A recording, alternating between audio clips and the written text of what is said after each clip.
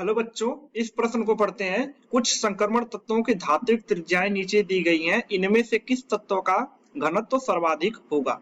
ये आपके तत्व दिए गए हैं और ये आपकी धात्विक त्रिज्याएं दी गई हैं। आपको बताना है किसका घनत्व सर्वाधिक होगा। तो आइए मुख्य अवधारणा को देखते हैं।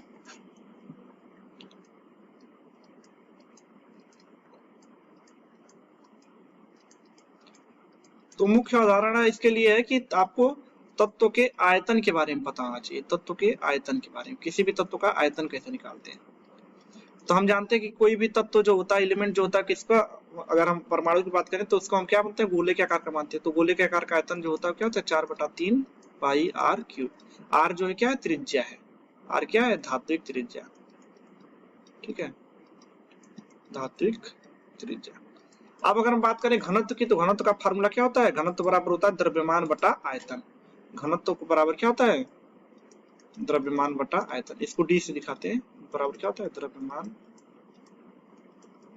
एम बटा आयतन v। अब अगर हम आयतन की बात करें तो आयतन किसका ज्यादा होगा, जिसके लिए त्रिज्या ज्यादा होगी, क्योंकि आयतन जो है त्रिज्या के तृतीय घात के समानुपाती है। तो अगर हम यहाँ से बात करें तो जिसकी आयतन ज्यादा उसका घनत्व क्या कम, और पूछा सर्वाधिक घनत्व, तो जिसका आयतन ज्यादा होगा उसका घनत्व तो कम होगा, और जिसकी त्रिज्या ज्यादा होगी उसका आयतन ज्यादा होगा। तो अगर हम बात करें कॉपर और आयरन की, तो इनकी त्रिज्या सबसे क्या है, ज्यादा है, तो इनका घनत्व क्या होगा, सबसे कम। कॉपर का सबसे कम हो जाएगा, फिर आयरन का। अब बात करते हैं तो कॉपर और आयरन आपके आंसर नहीं होंगे, क्योंकि इनका घनत्व क्या होगा, कम होगा, क्योंकि त्रिज्या इनकी ज्यादा है तो आयतन ज्यादा है, आयतन ज्यादा है तो घनत्व कम होगा। ठीक है, तो कॉपर और आपके आयरन तो नहीं होंगे।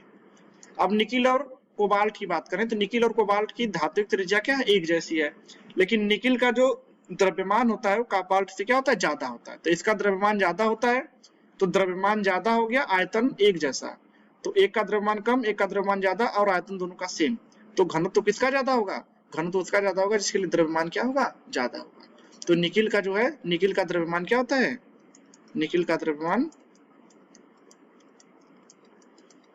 निकिल का द्रव्यमान क्या होता है, कोबाल्ट से, कोबाल्ट के द्रव्यमान से ज्यादा होता है। ठीक है, तो निकिल का द्रव्यमान कोबाल्ट के द्रव्यमान से ज्यादा होता है, और आयतन दोनों का एक जैसा, क्योंकि त्रिज्या बराबर है। तो इसका द्रव्यमान ज्यादा है तो इसका घनत्व क्या होगा, घनत्व सर्वाधिक होगा। तो घनत्व किसका सर्वाधिक होगा, निकोल का। तो करेक्ट आपका जो उत्तर होगा कौन सा होगा, बी। आशा करता हूँ आपको समझ में आया होगा। धन्यवाद।